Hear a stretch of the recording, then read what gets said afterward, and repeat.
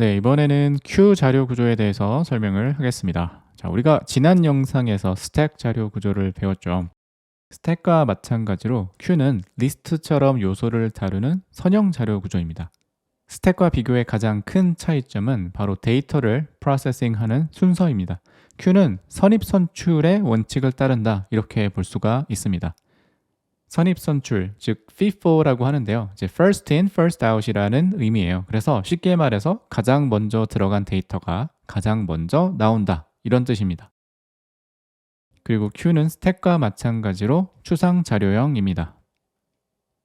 자, 우리가 버스를 타는 상황이라고 가정을 한번 해볼게요. 버스를 타려면 이렇게 줄을 서겠죠. 그리고 순서라는 규칙이 생기게 됩니다. 가장 먼저 줄을 서는 사람이 1번, 그리고 그 다음 사람이 2번, 그리고 그 다음 사람이 3번. 자, 이런 식으로 진행이 되겠죠. 그리고 버스를 탈 때는 먼저 온 사람이 먼저 탑승을 하게 됩니다. 자, 이런 식으로 순차적으로 진행이 되는 겁니다.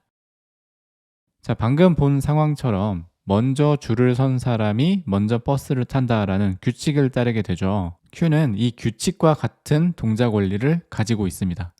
그래서 버스를 타기 위해 서는 줄을 queue 자료 구조라고 볼 수가 있고요. 우리가 한 사람 한 사람 줄을 서는 것을 요소를 추가한다, 즉 in queue라고 표현을 합니다. 그리고 순서대로 버스에 타는 것을 queue에서 요소를 제거한다, dequeue라고 표현을 합니다. 자, 이제 코드 관점에서 한 번 더 queue를 살펴보겠습니다. queue는 데이터가 추가되는 방향 그리고 제거되는 방향이 같습니다. 바로 선입선출의 원칙을 따르기 때문이죠.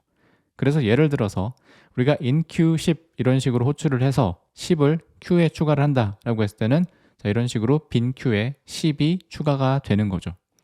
그리고 in queue 20을 실행을 한다라고 했을 때는 queue의 끝에 자, 20이 이렇게 추가되는 걸 볼 수가 있죠. 자, 마찬가지로 in queue 30 자, 이렇게 실행을 했을 때 queue의 끝에 30이 추가가 되고요. 자, 이제 queue의 맨 앞에 요소를 꺼내오는 이 dequeue 메서드를 실행을 한다라고 했을 때는 자, 이렇게 맨 앞에 있던 10이 제거가 되고, 그리고 dequeue 메서드를 한 번 더 실행을 한다라고 했을 때는 지금 맨 앞에 있는 이 20이 제거가 되는 거죠. 그리고 inqueue 메서드를 한 번 더 실행해서 99를 추가한다라고 했을 때는 마찬가지로 queue의 뒤쪽에 99라는 숫자가 추가가 됩니다.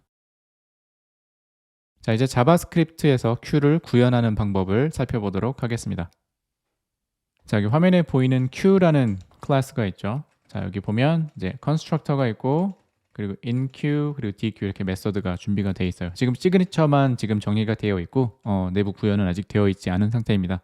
자, 일단 자바스크립트에서 queue를 간단하게 구현할 수 있는 방법은 내부적으로 배열을 사용하는 방법인데요. 자, 우리가 배열을 사용을 하려면 이 constructor 내부에서 초기화를 해줘야겠죠. 그래서 this underscore items 그리고 빈 배열로 이렇게 초기화를 해주는 거죠. 자, inqueue 같은 경우는 우리가 아이템을 받아와야 되잖아요. 그래서 파라미터로 아이템을 개별적으로 받아오게 되죠. 그리고 this items.push 메서드를 사용해서 이 아이템을 이 배열 끝에 추가를 해주는 겁니다.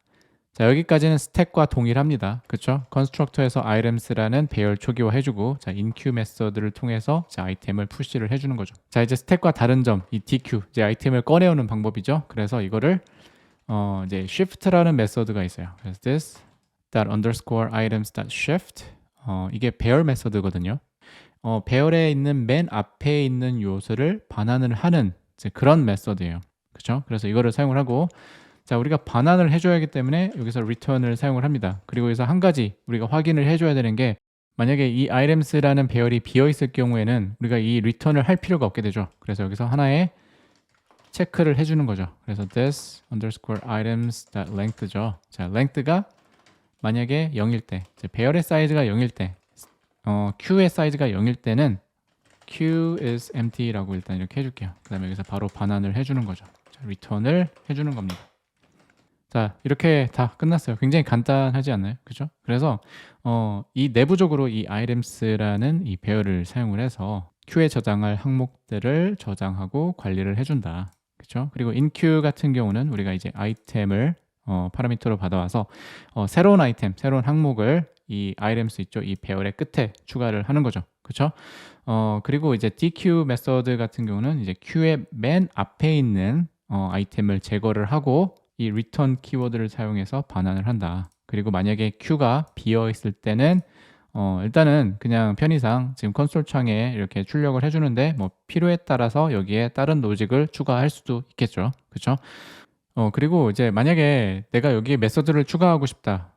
일단 보통 queue 같은 경우는 이 inQ와 dequeue가 가장 중요하지만 상황에 따라서 내가 뭐 isEmpty라는 이 메서드를 하나 만들어 줄 수 있어요. 그래서 얘는 뭐 queue가 지금 비어 있는지 안 비어 있는지 반환을 해주는 그런 함수거든요. 그래서 return this items that length는 0이다. 자, 이렇게 해줄 수도 있고, 그리고 여기서도 우리가 이렇게 직접 체크하는 게 아니라 this that is empty라는 이 메서드를 사용을 해줄 수가 있겠죠. 자, 여기서 만든 메서드 그대로 사용을 해주면 되죠. 그렇죠? 그리고 queue의 사이즈를 반환하는 이런 메서드도 만들어 줄 수가 있어요. 그래서 예를 들어서 return this underscore items that length죠. 자, 배열의 이제 길이를 반환을 해주는 그런 메서드를 그대로 사용을 해서 지금 현재 queue에 들어있는 요소의 개수를 이렇게 size 메서드를 통해 우리가 사용을 할 수가 있게 됩니다. 자, 이렇게 구현이 다 된 것 같고요.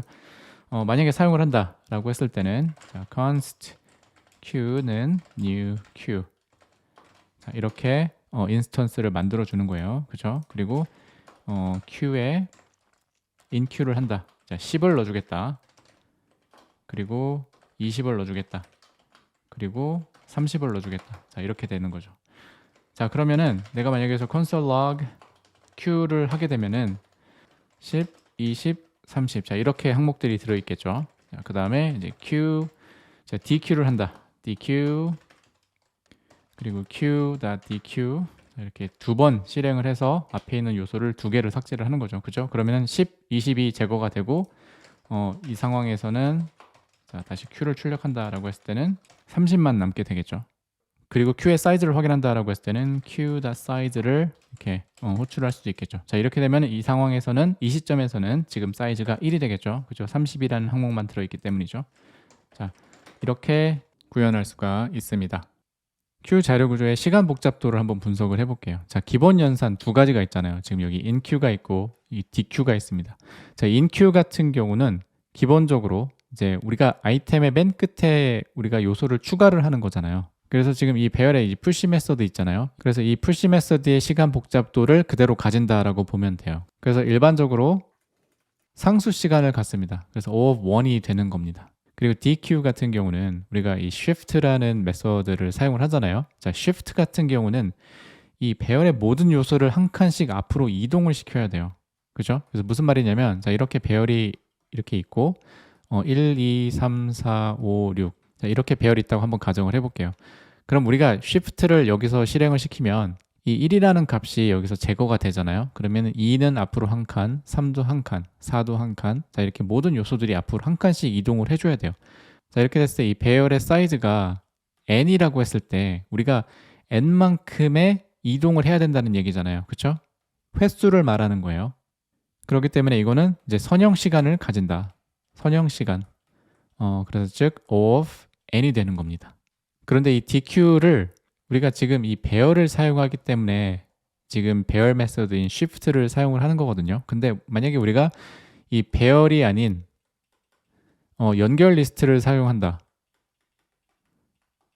연결 리스트를 사용한다라고 했을 때는 이 구현 방법이 달라지거든요. 자, 그렇게 되면은 이 dequeue 연산을 상수 시간으로 줄일 수가 있어요. 그래서 우리가 queue를 구현을 할 때는 내부적으로 어떤 자료 구조를 사용하느냐에 따라 이 dequeue 연산 있죠. 이 dequeue 연산의 속도가 선형 시간이 될 수도 있고 상수 시간이 될 수도 있다. 그래서 배열을 사용할 경우에는 선형 시간이 되는 거고요. 연결 리스트를 사용할 경우에는 이 상수 시간으로 우리가 dequeue 작업을 수행할 수가 있다. 네, 이렇게 볼 수가 있습니다. 네, 이번 시간에는 queue 자료 구조에 대해서 살펴보았고요. 다음 강의의 주제는 연결 리스트입니다.